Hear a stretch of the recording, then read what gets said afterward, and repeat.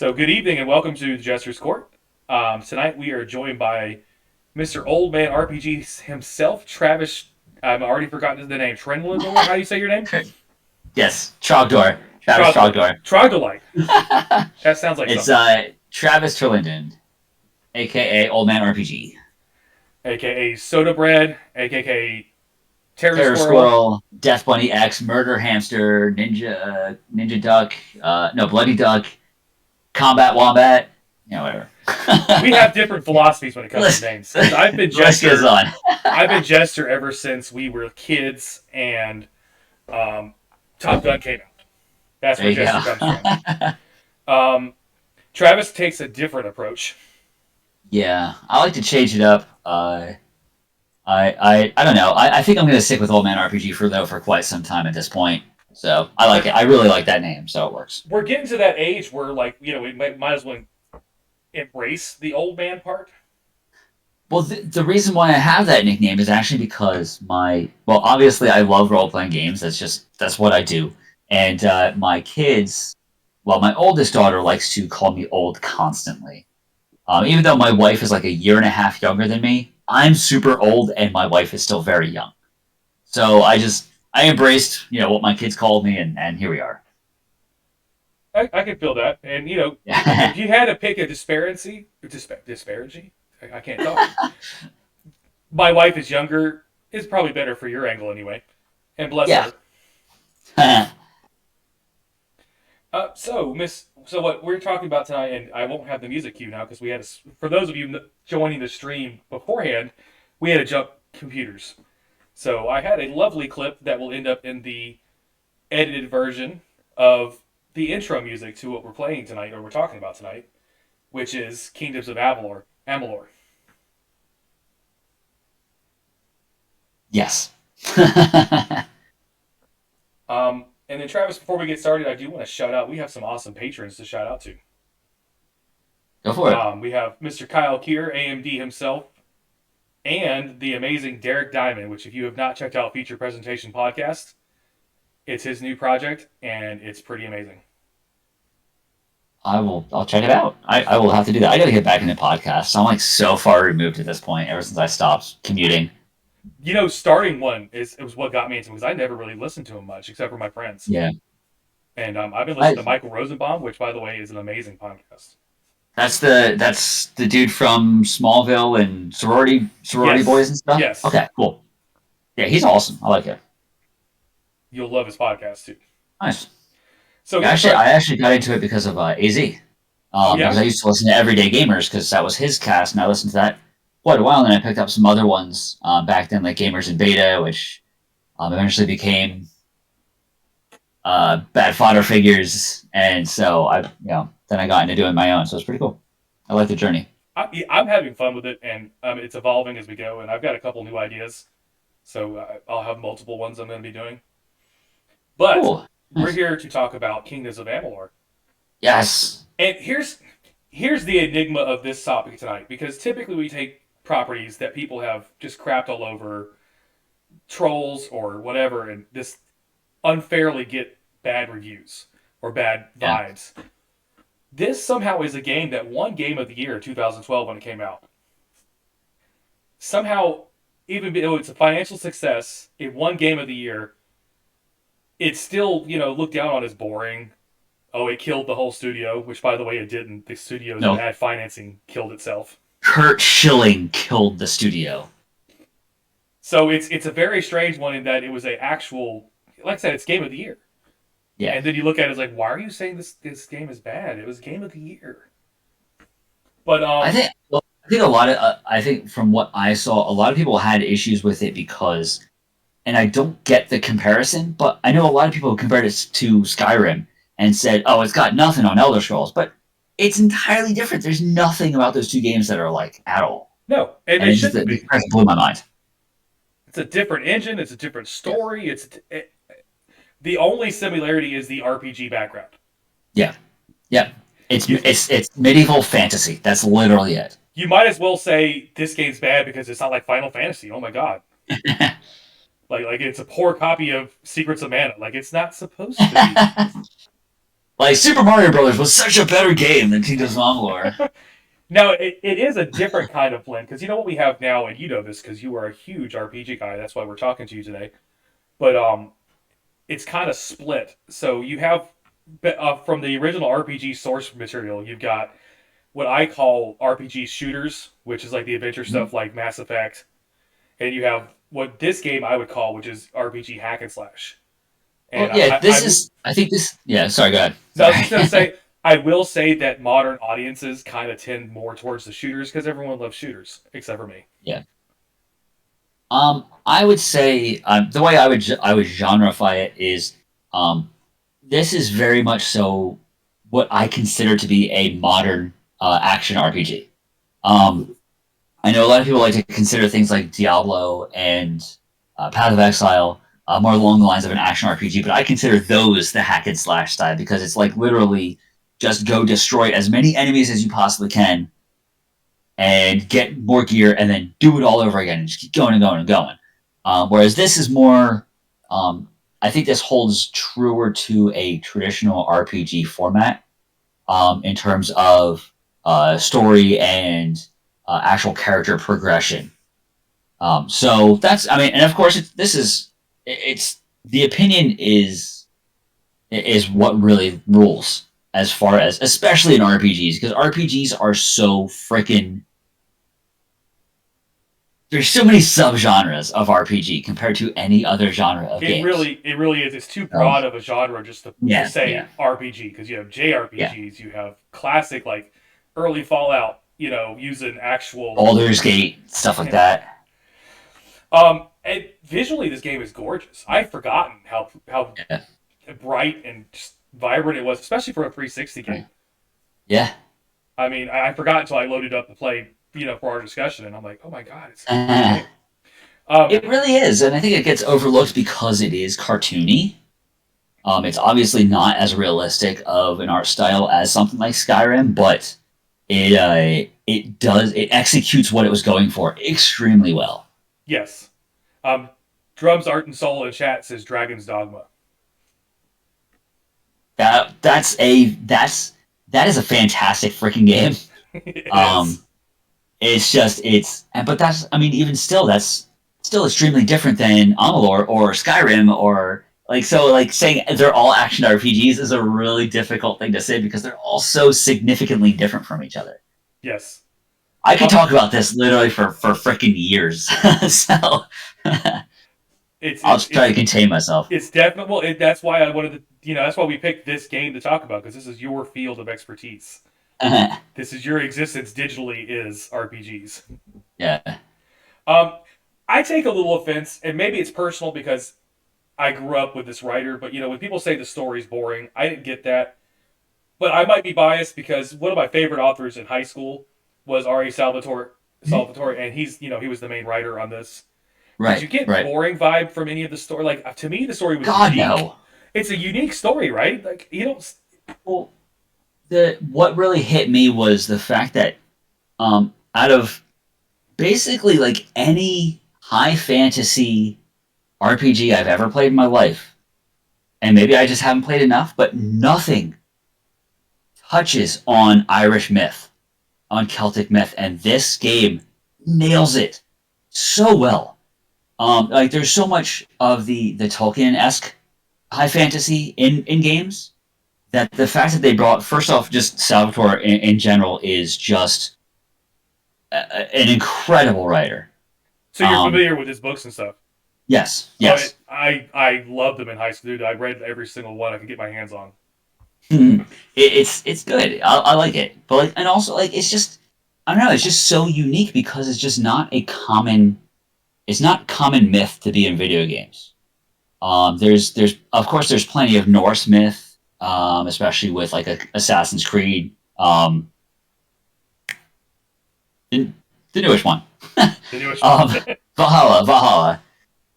Is it Valhalla? I don't know. Whatever. And then there's, you have a lot of the Greek and Roman stuff coming out in God of War.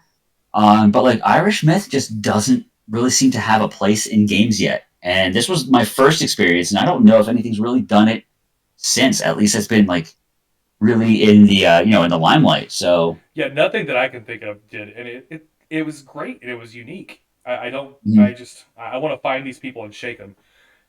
Actually, what I think it is, and maybe you can back me up on this, but most people, if you play RPGs, go and fetch missions Yeah, are part of the RPG experience. I'm not going to say it's yeah, a good part of the experience, but it's part of the experience. That's how you get your mhm. loot, your XP. And I think when you have people talking about being boring, I think they're talking about go and fetch missions. And I think these are people who just don't play RPGs as a rule. Because And I can see that. load up any MMO and you're going to spend 80% of your time farming, Yeah, grinding, whatever you want to call it, to get yeah. stuff. Drums and Art says Valhalla was more of a survival type game than an RPG. I would agree with that. Well, no, I wasn't. I was talking about the new, the Assassin's Creed that came out. Hold on, I have it right here. Yeah, I was right. Valhalla. Boop. Oh, that okay, okay, yeah. I'm with you. But yes, I mean you've got that. I mean even like then you also had like Banner Saga.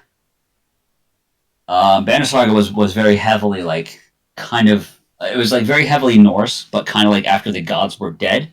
But it still feeds into a very huge part of Norse myth. It's like it's just all around, those islands. You have all kinds of stuff from there, but then not really much from Celtic myth. So I just thought that was cool. Yeah, and you hit the nail on the head. Tolkien, because he was such a huge success, is usually Mhm. where people go to, even if they're not actually doing Tolkien. They're borrowing from it without realizing it because it's so Yeah. ingrained in their culture. You don't even realize it's Tolkienism. Yep. So, but anyway, visually, like we said earlier, game is gorgeous. We both seem to be in agreement that boring is just crazy. You know what I found cool? The load times, like as I was playing it for a 360 genre game, were Yeah. pretty awesome. So when you look at They. mechanically, like Yeah. you and I are old enough. You remember 360 and Xbox original. You could go get a coffee while you're waiting on the load damn screen. Yeah. Absolutely. Especially, I think the first game that really kind of turned that on its head was probably Grand Theft Auto. Rockstar like really perfected streaming in areas. Um, so it was good to see some other games besides like those open world city kind of things. Really take that into account and do really well on consoles. I mean, Yes. Morrowind, of course, had it. Morrowind had it for the original Xbox, so that was nice. But then, like when some of those times when you would go into a dungeon, it would just take freaking forever. Yeah, So I Morrowind did it for definitely, the open world, but yeah, as soon as you went to go into a cave, and yeah, let me go bathroom break time. So compared to its contemporaries, the load times when you go into different places, great. But what did you think about like we talked about this before the show was going to be live, but my only complaint is the inability to lock onto things, and I can't even really yeah. call it a complaint because open world and 360 views that was kind of new when this came out, Mhm. and so it's not that they made a conscious choice. We're not going to have a lock on. I don't think the technology was there yet, but I mean, they, I mean, they definitely had games that did that beforehand. Like especially if you go back to take a look at, the big three of platformers on the PS2, when you had Ratchet and Clank, Jack and Daxter, and Sly Cooper. They did have that ability, but I'm not sure if it was. Um, I'm not sure if it was really used much in like action RPGs in terms of in ways like uh, any game. Well, basically any game that was more just action than RPG. you know, Um, and as I'm saying, I can't think of it being used before. I actually one of my favorite games is Ocarina of Time, and you can lock in. yeah, So I'm proving myself wrong while saying it. I'm like, oh, I'm such an idiot. But yeah. I no, think it was just. I think it was probably just an oversight, or just they wanted to be more action focused, where it wasn't so based on what you were attacking, but more so that you are attacking. see, and I But think the way you said you played it is probably the way they had anticipated. uh, because I'm a magic user. I want to kill people from afar. But Yeah. I think the game was designed. The combat was definitely designed for you to be in the middle of the fray. Yeah, which is not a great thing for a magic user at all. Now, if you did like, if you were a, a finesse mage or or a toughness mage, whatever it was, strength mage, that's one thing because you can go in there and basically just use your magic as like a combo finisher or something like that. But just as a straight up glass cannon, lock on is kind of needed because it just does not work as well as it should Yeah, without. So and I don't want to get too down on the game because I love the game. I loved it before we even decided to talk about this. But I will say that it's frustrating when you're trying to attack one guy and get rid of him, and all of a sudden your attack's going to the left and it's going to the right, yeah, and it's going like, no, I want this guy right yeah. here, this guy. But what do you think about the overall story? As you progress through the game, I really, my favorite area was the swamp with the actual elves because I play as an elf, but I'm Okay. not a real elf, Uh-huh. not a fae. Um, yeah, I thought the story was like the main storyline was good enough to keep me interested, but it wasn't so in depth that it stopped me from playing. Like sometimes with certain RPGs, like you have to like there's just so much story going on that they interrupt you like every 5 minutes to just talk about stuff.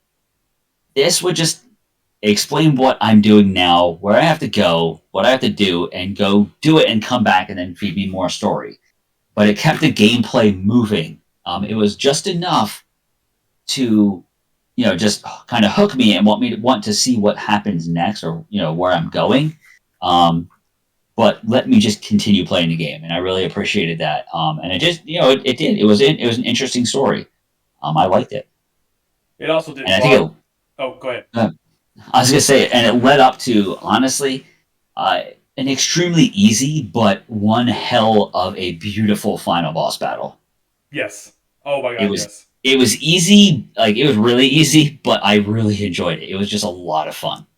It was easy, but from a role play, if you're thinking about it from role play, you should be easy by the end. Like as the gamer, I Yeah. want it to be challenging usually, but Right. from a role play perspective, when I played Knights of the Old Republic 2, Mhm. there was a glitch that lets you get XP, and I exploited it a little too much the first time, and Cheater. I know it technically wasn't a cheat. I just kept using the same dialogue in a conversation, and every time you clicked the one choice, it gave you 1,000 XP. Well, Awesome. I overdid it because I'm like, I'm a Jedi. I should be plowing through these people, and I did it to the Yeah. point where like I literally didn't have to be in front of the game. I could just set up the commands and just walk away. Like, There you okay, go. Actually, there's one point as well similar to that. I was playing Phantom Brave, um, and that's a strategy RPG similar to Disgaea or Tactics or something like that. But there's a trick where in the one battle that the enemies if they were standing on a certain spot they would level up.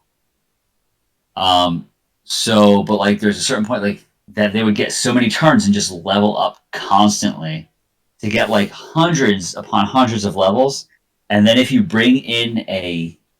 um, bring in a an ally that has a certain ability where basically they come in with an explosion, it will auto kill that enemy because when they level up, they don't gain any more HP, but they'll give you all the XP. So you come in and you do like, 100 damage on this explosion. These things only have like 70 HP. So you just come in, destroy them, and then you would get the experience like you just beat a fully fledged level 5,000 enemy, and you nice. just level all the way up. And I had to do that to beat the final boss because I just could not do it otherwise. Miserable. But anyway. I mean, we're from the generation with the Konami. What is that? Yeah, Up, up, down, Konami down, could. left, right, Left, and up, then down, left, right, BA start. and Yep. then when they didn't build in cheats, we had the Game Genie that would Yep. just give you stuff. I remember getting the NES joystick. Do you remember that? The It was NES like Advantage. yes, Yep. and one of the things it did for you was like it called it slow mo, but it only worked if you didn't have a pause menu, because slow mo was just to pause the game and unpause it over and over again for you. And you didn't realize that. I used it on Mega Man. I tried using it on Mega Man, and I hit slow mo, and all of a sudden it's just your screen with your weapons are coming up, going down, up and down, up Yeah. and down. And meanwhile, Mega Man's like disappearing and reappearing on the screen. I'm like, this is not going to work for this. Speaking of, and I found this out completely by accident, and of course this is way off topic, but Mega Man 3, if you have a second controller and you hold down the left direction on that, you will actually double Mega Man's jump height. Really? Yes. That was a quote unquote cheat for that game, but I found that out completely by mistake. So That's next time you're playing it. That's an interesting cheat, since Mega Man 3, what made it different was you had like the dog that would make you jump higher, and you had the Yeah. little rocket sled he became. Now I have to try Rush was that. awesome. Love Rush. Right? Mega Man 3 was my favorite out of the first three. I think 2 was my favorite because that was my introduction to Mega Man, and Mega Man has been like my base since. Love that dude. He's on my list. Anywho, Yeah. We're just. That's okay. If that's where this particular episode takes us and we end up getting off topic, that's fine. I works for like me. it. We could just change the title to a little bit broader. You know, we use Amalur as a jumping off point. Kingdoms of Amalur and stuff. Hey, that's how. If you're a viewer of the show, that's how the women representation in games came about. That Yeah. was not a broad episode. That was just we were gonna do New Horizon, not New Horizon. I forget the game with the.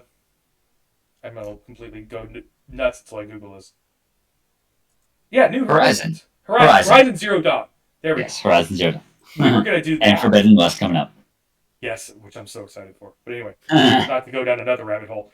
The episode was going to just be about that, and then it kind of grew broader, and we brought in Nephimel because it grew broader into a more of a discussion of women in gaming in general, Mm-hmm. and that's when I decided that they were going to do the episode, and I was like, I'm just going to shut up. There you go. Not going to mansplain. You guys keep going. So that's a really long way of saying this is a conversation between me and you, and Yeah. if it gets off subject, I'm okay with that. Mhm. And honestly, there's not a whole lot. There's not a whole lot to defend because boring is just what people called it. Which again, if I can find you people, I want to shake you and smack you around. We already discussed the rumors that it killed the studio. I'm gonna tell you guys right now, and actually, it seems like Travis knows a little bit more about it than I do. It did not kill the studio. The game was a success. The studio was on the verge of dying on its own accord. Yeah, basically what happened was, all right, so the studio was founded by Curt Schilling, who I forget who else he played for, but he was an instrumental pitcher for the Phillies. Now he started up the studio because he was a very passionate gamer. He had played EverQuest for like years and years and years. Now, of course, so he started this up with the intention of being able to develop a really cool RPG, which happened. But the problem was with him staying in charge, he had no idea what the hell he was doing and mismanaged literally everything. The state of Rhode Island actually gave them a big old grant for bringing tech, for helping tech grow in the state. And they, as far as I know, they just completely pissed it away. They didn't use it to actually grow anything. It was kind of just held back in stores for no good reason. Like they didn't hire people with it, so nothing grew. So it's just kind of a really crummy situation introduced by him. It had nothing to do with the success or failure of Amalur because, I mean, we just got a freaking remaster of it and the Fatesworn DLC. Yes. That doesn't happen for games that just flat out suck. No. You don't get DLC for 9-year-old games on a remaster because it's crappy. That's just not what happens. I'm hoping we got the DLC because someone's actually going to be able to buy the property. Because that's what nice. Really sucks is that they went out of business and took licensing with them. And I think the state of Rhode Island actually held it for a while. It may still. So no one had the rights to the stupid thing. And I hope that means we got something in development we'll see soon. Because I would love another version of this game, a sequel. Please. Mhm. Now the thing that's kind of weird about it is because 38 Studios was actually like they were a part of Big Huge Games. Big Huge was a pretty decent RPG developer up until a certain point where I think they just went like completely like casual or mobile or something that's not really anything I'm interested in. But it was kind of crummy to see that coming from them because I think they should have had a better handle on what was actually happening there. But I think they did the whole, you're part of us, but we're going to let you operate however you want to kind of thing. Like, just give us money and, we'll tell people about your game. Um, and that was just really disappointing, especially when I found out like years later that that's how it went. That's how it went down. Kind of just left a bad taste in my mouth for Big Huge. Yeah. Especially like I actually applied to work there right after college. They didn't want me because I didn't have any RPG experience at that point. But I had a lot of respect for them back then, and it just kind of sucks how they let that end up the way it did. They should have done better. But Also, now they're part of Nexon now, so we know how that goes. didn't have enough RPG experience. Did you tell them that that was like your fandom? Well, I graduated college back in 2005. And at that point, I enjoyed RPGs, but I was also very heavy into FPS. I was a huge Counter Strike player back then. Also played like Quake 3 Arena, like it was part of my body. It was just I was very much more diverse back then. But I lost, I started to just lose interest in Twitch-based games as I got older, and my reaction time got slower. So it's just not my thing anymore. And RPGs is they're just more my pace, and I really enjoy the story more now than I enjoy the action. So That's my thing. And also, I'm inherently not good at first person shooters. well, I, I campaign mode, grew up I'm on them. great. So. Like, I love playing the Halo games and the campaign and the story, Mm-hmm. but the replayability on those games is PvP, and I'm just cannon fodder. If you need a guy to distract the enemy to walk around the middle and get killed, I'm that dude. If you want someone Yeah, who's going to win, maybe pick someone else. yeah, yeah. I really did enjoy that, and then I started getting more into. I think Deus Ex was the first game that really transitioned me into kind of looking for a more story heavy experience. Like I played the crap out of so many games on the Super Nintendo. But I was still very focused on that action. But then when Deus Ex came around, and it was like that perfect blend between a really solid first person shooter and a really solid RPG, it really kind of just like opened my eyes to kind of the different experiences that there could be in the RPG genre outside of your traditional JRPGs like Final Fantasy or Dragon Quest. So I started looking for more of those kinds of experiences. Um, and eventually stuff like Amalur really piqued my interest. That and KOTOR and Jade Empire, stuff like that. So, um, it's just it's funny because what's that? I was going to say, Sorry. KOTOR is actually what I owe my rebirth into gaming, because I had dropped video gaming altogether. Okay. I was out of it. I was like, I'm too old for this. I don't really like the games that are popular because they were shooters. Yeah. And I had a roommate who was an asshole, and I will never hated him. But the one good thing he did was he had an Xbox, and one of the games he had for Xbox was KOTOR, Mm. and it brought me back into the fold. Well, that's actually the funny thing about the original Xbox was, let's just say it was a piss poor machine in terms of role playing games. Um, but like they really had thank you BioWare, like three of the most revolutionary games in terms of taking the genre in a very different direction. Between KOTOR 1 and 2 and Jade Empire, I thought that it was like they really introduced a very solid RPG style that was not JRPG, that was not Elder Scrolls RPG. But they just did something so completely different with it that it kind of blew some doors like wide open in terms of what people could actually do with the genre and how RPGs could be played. Oh yeah, they're They're fantastic. hands down grandfather. You know, they're the great grandfather of this. This game would not happen if you didn't have games like KOTOR become popular. Mm-hmm. I had forgotten about Jade Empire. I loved Jade. Jade Empire's good. Jade Empire is like KOTOR, but super hard. Yes. And also, I think, I know this would probably get me banned in certain circles, but I found Jade Empire's story to just suit me so much better than KOTOR did. Like I just enjoyed the myth. I enjoyed the setting more.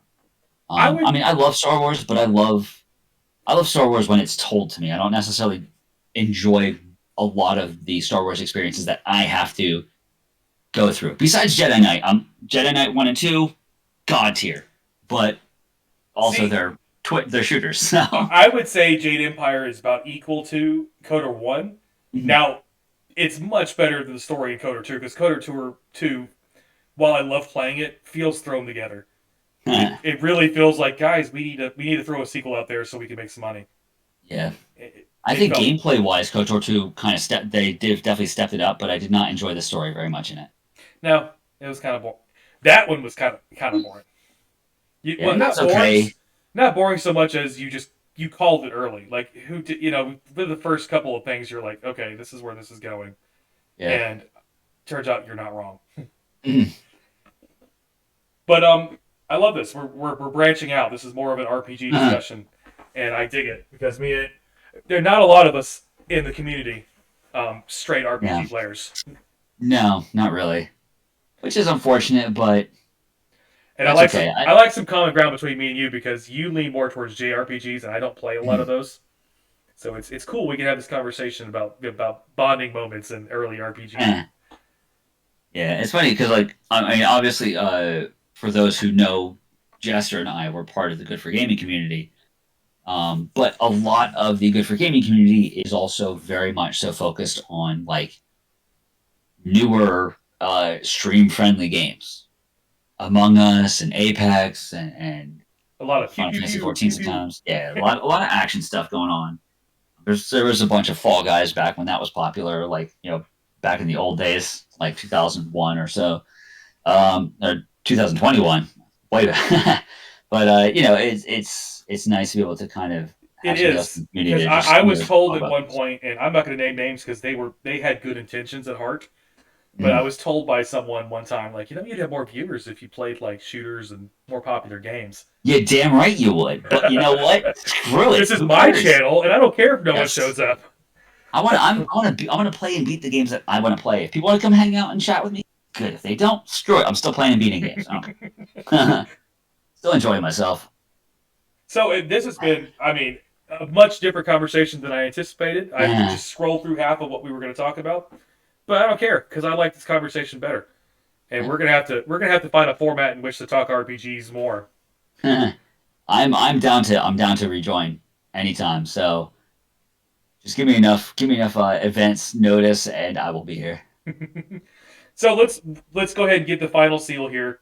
End of the day, when we talk about these games, it's not about if they're flawed because everything's flawed, and I hate. It's a flawed game, so I don't like it. No, everything is flawed. End of the day, is it enjoyable? I love playing it. Unless you've just been faking your way through this entire conversation. The expert on RPGs across from me here enjoyed playing it, yes? Yes, sir. So, haters can hate. We like this game. 5 stars out of 4. 5 stars out of 4, yes. It really was such a great game. Yeah, and I think the one thing that really worked for me, which I did mention this to you before we started the actual show, was that I played a finesse character, which for lack of a better term is your typical thief. Your thief, your rogue, and although I'm still looking for end game gear that actually has like a finesse score of more than 14. I really enjoy just throwing on some freaking Feyblades and spinning around like a madman and just destroying everything. See, Feyblades were cool. I really like the chakras. Oh my god. The chakras are pretty awesome as well. I like them. Talk about having like a visceral just make me feel better. Yeah. Let me just go find some bad guys and throw those suckers at them. Oh. I feel like a freaking dervish when I have the Fey Blaze on. So I'm just like spinning around, just making everything bleed. Like I have some pretty wicked weapons on, but oh man, it's just that sound when it hits and the blood, the shocking them with the lightning is just so freaking satisfying. I love it. And you know, for me, And with the combat, the chef's kiss is when you mhm, build up that bar, and what did the game call it? When you go slow mo. yes, and you just like do like some wicked like gigantic spear just shows up in your hands. And you just And thrust it just through the dude. So yes, cool. and then extra XP on top of that. They're like, not only do you get to kill this guy in a cool way, but here's an extra 500 XP just because. Yep. Yep. Here, have level up faster. Do this more. Blue ID, never See, mind. see. That's what I'm talking about. Skyrim. Skyrim sucked. No, Skyrim did not suck. I know. But let's leave ourselves some credibility here. Skyrim was a great game, but I have no credibility. it was a different game. It's not a fair it certainly comparison. was. Very, very different. It was like Kingdoms of Amalur, in my opinion, is just like the quickness of an action RPG that I love. Skyrim is more like it just feels like it's a more in-depth experience with all you can do, all the different play styles that you have.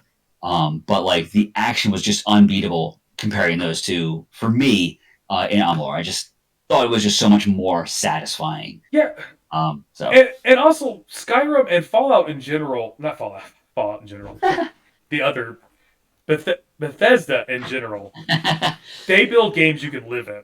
They build games you can play for a year and not beat.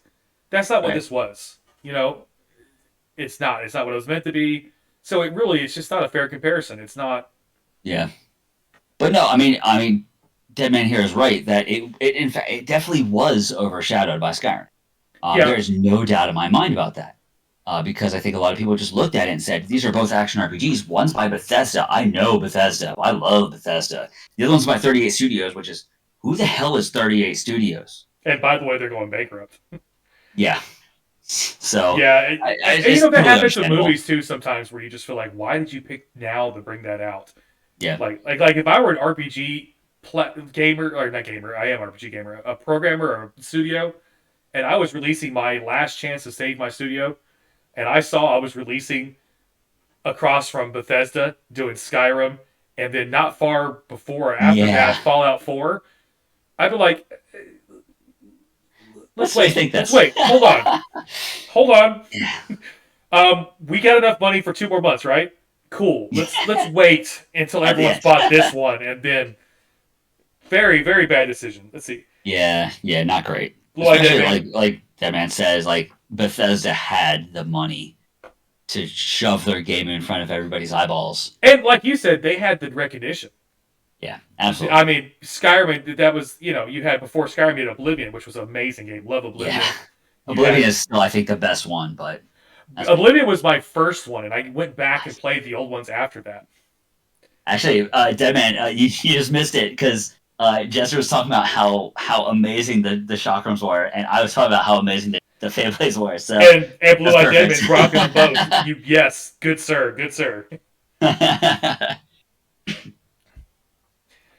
Yeah, so it didn't stand a chance. But like what you say, Bethesda had 4 other Elder Scrolls before this one came out. They had, well, More than that, there were several 3. more, but I don't count like tactics. Shadowkey, baby, woo! Fallout had several before it, but they weren't all Bethesda. But at this point, Bethesda had already rocked out Fallout 3 and New Vegas, which was huge, Yeah. game Well, changing. and New Vegas was actually my favorite, which was actually done by Obsidian, not by Bethesda, which is cool. That's Yeah. why I liked it so much because it wasn't Bethesda. Yeah, they were involved in it more. You're right. Obsidian is. Well, I think they still published it, but they were not. But Oblivion, Obsidian was the actual devs on that one. Which I mean, Obsidian still huge freaking RPG resume there. Yeah. But just a very different style than what Bethesda usually pumped out. So. But I mean, fair enough. Fallout 3 was totally different from the original Fallout games. Well, yeah, they completely changed that game because it used to be just a 2D strategy game, Yeah, it was. and it was Let's very face different. it was D&D on a screen. Yes, just post-apocalyptic D&D. Yeah, But still some of my favorites. That was one of my very first computer games was Fallout 1. nice. Mine was Oh, I Blue think Eye mine Deadman. was Hugo's House of Horrors. So okay, so Blue Eye Deadman is. I thought I had someone on my Xbox live friend list that was my cousin that was that's something Deadman, and he has just confirmed it. That is my Nice. cousin Blair. Everybody, Hey Blair. that's me. You're catching us at the tail end of this discussion here. We're doing my podcast, and you are now will be part of it forever and ever. Immortalized in audio and video. And yeah, on YouTube it'll be on video. But I'm glad to see you joining me. That's cool. What brought you here? Ruh-roh. Well, you asked me to be on it.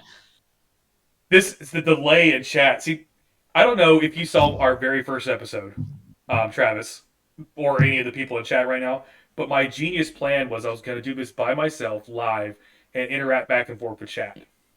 Okay. The problem I did not foresee was the delay in chat. Yeah. So like I'd be like, "Hey, what do you think about this, chat?" And then 10 minutes of this when it's supposed to be a podcast and I'm supposed to be talking. Well, I mean, you could do it. It would just take a crap ton of editing at the end. That's what it did. And Yeah. what I thought was a 45-minute recording ended up being about 15 minutes. Nice. So Mom Thulu came after that, and I think we've done very well with her.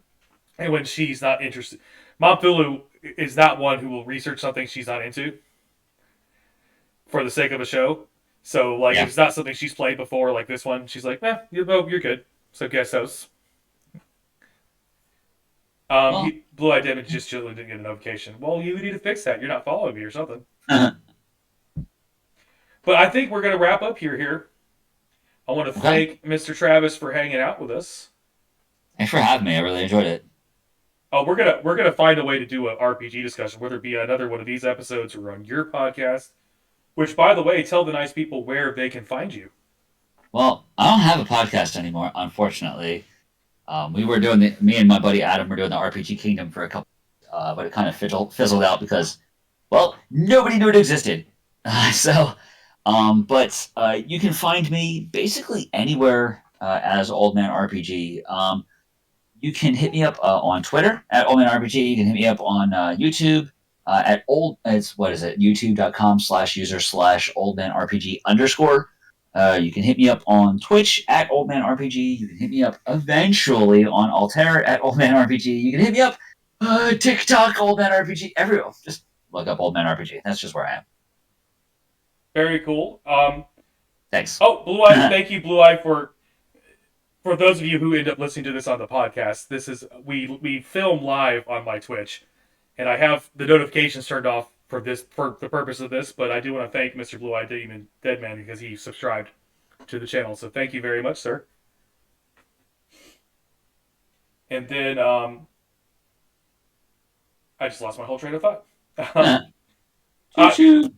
So we're going to close up. You want to join us next week because we'll be talking about Batman Forever, the movie, with Mr. Jacob Craig and our amazing patron, Derek Diamond, about how that movie got a bad rap, and I believe it did. And we're going to talk about it next week. If you want to help out the show, check out our merchandise shop and consider being a patron at patreon.com/JestersCourt. You get early access to all the episodes and some cool exclusive content as well, including a short video of me putting Beastie Boys to Star Wars footage. Nice. Because Mom Thulu said, what would happen if Abrams directed this movie? And I said, Beastie Boys would happen. So it's very much has to be behind a paywall because there's some copyright things I just stole. But it's your patron. Oh, King Kong. See, everyone's joining us as we're wrapping up. Okay. So yeah, check us out next week. Be a fan of the show. You can find us anywhere that you can get free podcasts at the Jesters Court. You can Google search. You can search us on YouTube, the Jester's Court. I'm not cool enough or enough followers to have my own URL like Mr. Travis here. Dude, I've got like I'm above the threshold by 10 whole subs. It's not a big deal. My YouTube URL is basically, is that just that long stream of letters? Yep. Yep. If you will Yep. look up youtube.com/xxd5_Firefire. So yeah, look us up. Definitely consider the Patreon because there's going to be some more cool stuff coming up here very soon, including a commentary track with Ghostbusters 2016. And Speaking of which, Kate McKinnon is a goddess.